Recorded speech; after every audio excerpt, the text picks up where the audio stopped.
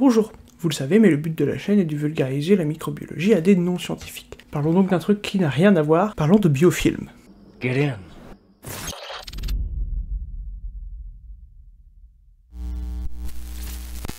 Alors oui, qu'est-ce qu'on entend par biofilm? C'est un agglomérat de cellules bactériennes, entre autres. Et ces biofilms, il y en a absolument partout. Non seulement il y en a partout, mais en plus ça colle. Ça colle très fort, c'est même un des problèmes des biofilms. Pour vous représenter l'idée, imaginez n'importe quel matériel, n'importe quel support, comme le métal, il y a des biofilms, le plastique, il y a des biofilms aussi, les rochers, il y a des biofilms aussi, les plantes, encore des biofilms, ou même vos dents. Vous savez, cette petite plaque dentaire qui reste sur vos dents, ce sont des biofilms. Il y a beaucoup de bactéries là-dessus. Et je parie que vous avez également léché vos dents en entendant ça.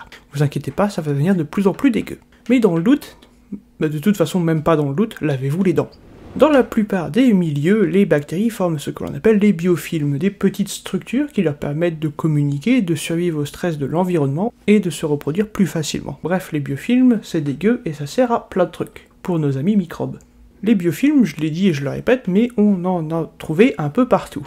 Et la capacité de former des biofilms, ce n'est pas la capacité d'une seule ou de quelques microbes. Énormément de microbes peuvent former des biofilms. Le principal constituant d'un biofilm, c'est quoi? Eh bien c'est ce que l'on appelle un exopolysaccharide, ou EPS. En gros, c'est du sucre. Le développement du biofilm se fait en réponse à des stimuli. En effet, une bactérie ne va pas commencer à faire un biofilm toute seule comme une grande. Il faut qu'il y ait un peu de communication, notamment via le quorum sensing, dont on a déjà parlé avant sur la chaîne. Comme quoi, tout est lié. Et ce biofilm, eh bien, vous avez de la chance, on va en parler aujourd'hui. Oui, ça c'était l'intro. Et on va parler aussi dans 2 semaines. Et dans 1 mois. On a plein de choses à dire sur les biofilms.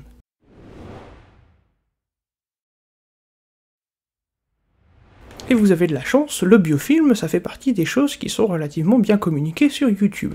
Relativement. Donc je vais utiliser des vidéos d'illustration qui ne sont pas de moi, mais bien, vous pouvez regarder en description et vous trouverez les sources de ces vidéos. Un biofilm, c'est donc un assemblage de micro-organismes attachés à une surface et enveloppés dans un assemblage de sucre, qu'ils ont eux-mêmes sécrété et qui marche comme un consortia qui va conférer un avantage à la communauté. Vous voyez le biofilm comme l'équivalent microbien du BTP. C'est tout con. L'avantage du biofilm, c'est qu'il va faciliter l'assimilation de nutriments en travaillant comme une grosse éponge, mais également conférer une protection face à l'environnement, comme les phages, les prédateurs, d'autres microbes, voire même d'autres micro-organismes. Et ça va augmenter la tolérance du microbe au stress extérieur, comme les UV ou la chaleur. Et vous inquiétez pas, la chaleur, on va en parler dans pas longtemps.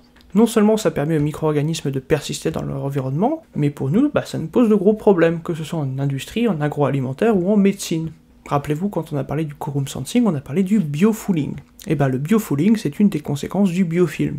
Un agrégat de bestioles qui va s'agréger de plus en plus et devenir extrêmement lourd, et mener à énormément de dégradation.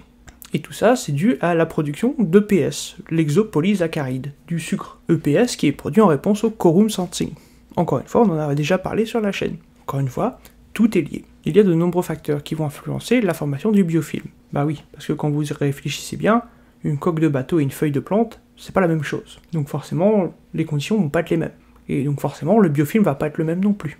Le biofilm, en plus d'être une petite ville pour microbes, a également la capacité de s'auto-réguler. Et oui, puisque le quorum sensing va mener à la production de biofilm, et que le biofilm va aider au quorum sensing, et donc, le quorum sensing va aider le biofilm, qui va aider le quorum sensing, qui va aider le biofilm. Bref, vous voyez un peu comment ça tourne en rond tout ça. Et surtout, comment tout ça s'auto-entretient.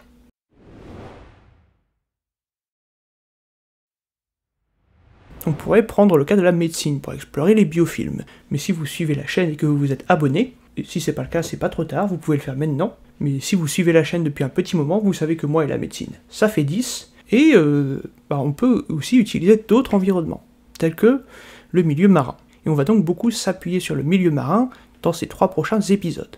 Oui, il y a 3 épisodes sur le biofilm. Encore une bonne raison de s'abonner. Parce que oui, en milieu marin, il y a tout un tas de différents biofilms. Il y a le biofouling sur les bateaux, mais il y a également le cas de la neige marine. La neige marine, c'est tout un tas de particules qui s'agglomèrent et qui forment des espèces de petits flocons. En gros, la neige marine... C'est de la merde! Ouais, plus ou moins, oui. Mais on peut également dire que ce sont des restes de poissons, de baleines, bref, ce sont des cadavres. Du coup, techniquement, dans la mer, le milieu marin, c'est un très bon exemple pour les biofilms. Pourquoi? Parce qu'il illustre très bien le rôle de ces derniers. En effet, le biofilm va protéger vos bactéries, mais il va également leur permettre d'agglomérer des nutriments, et des nutriments dans l'océan, c'est pas si concentré que ça. Du coup, c'est vachement pratique d'avoir quelque chose qui permet de les récupérer plus facilement. Mais ça va également concentrer les AHL, les molécules qui servent pour le quorum sensing, et donc les molécules qui servent aux bactéries pour discuter entre elles. On a également évoqué la neige marine, mais on a également le cas des stromatolites, des fossiles de bactéries. On pourrait également parler des éponges et des coraux, mais j'ai pas envie. Donc on va juste être très générique. Les biofilms commencent tous plus ou moins de la même manière, par des bactéries qui s'agglomèrent. Puis on va avoir d'autres micro-organismes, puis des protozoaires et des algues, et enfin former une grosse couche visible bien dégueu. Vous vous rappelez de votre plaque dentaire? Et bien dans cette plaque dentaire, il y a 500 différentes bactéries qui prolifèrent, se développent et font la fête un peu tous les jours. Bon appétit!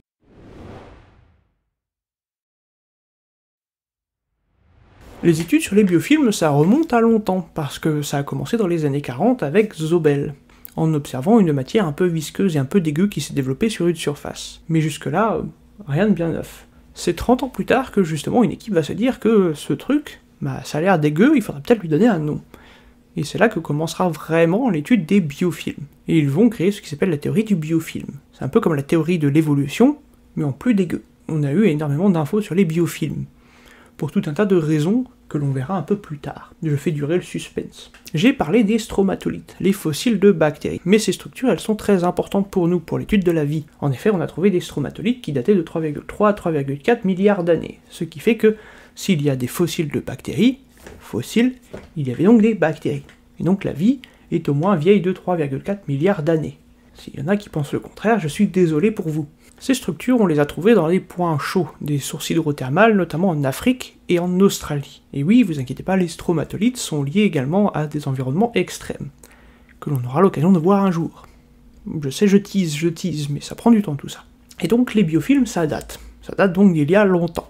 Mais pas que chez les bactéries. On a également noté chez certaines Corarchaeota, un groupe d'archées, qui avait la capacité de produire des biofilms. On parle pas assez des archées sur cette chaîne, donc voilà, petite pépite pour vous, les amateurs d'archées. Et c'est vrai que c'est logique, quand vous y pensez, cette histoire de stromatolites. Ah oui, parce que la vie a beau toujours trouver un chemin, au début la Terre c'était pas joli. Le pH était loin d'être neutre, les conditions pas très friendly, il y avait énormément d'UV, la température était forte, bref, vous n'y allez pas en camping là-bas. Justement, ça tombe bien, le biofilm il aide à supporter toutes ces variations de conditions, qui encore une fois ne sont pas super tip-top pour la vie.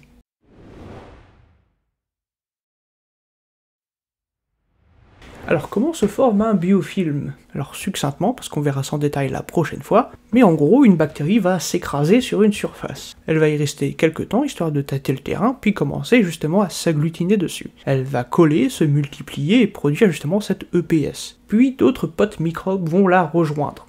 Ça peut être des bactéries ou des archées. Et plus tard, ça peut être des champignons ou des microalgues, des trucs un petit peu plus gros. Puis à la fin, on va commencer à avoir des eucaryotes, des crustacés, qui vont se taper l'incruste, donc des incrustacés. Néanmoins, les bactéries restent les principaux composants du biofilm. C'est elles qui créent un peu tout ce côté visqueux et collant, qui va donc agglutiner plein de trucs, qui va donc agglutiner plein de bouffe, qui va donc agglutiner plein de microbes pour la bouffe, qui va donc agglutiner plein de prédateurs pour ces microbes, et qui va donc agglutiner plein de prédateurs pour ces prédateurs de microbes. Je vous jure, c'est logique.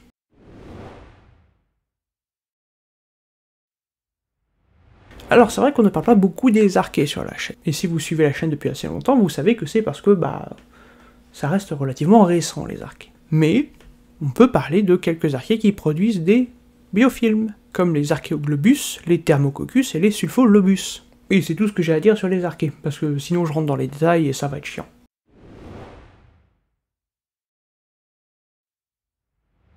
Merci d'avoir suivi cet épisode. Merci beaucoup de continuer de suivre la chaîne. Je sais que ces derniers temps, ça a été un peu compliqué. Le son était pourri, l'image était pas terrible et le fond était un peu tristoun.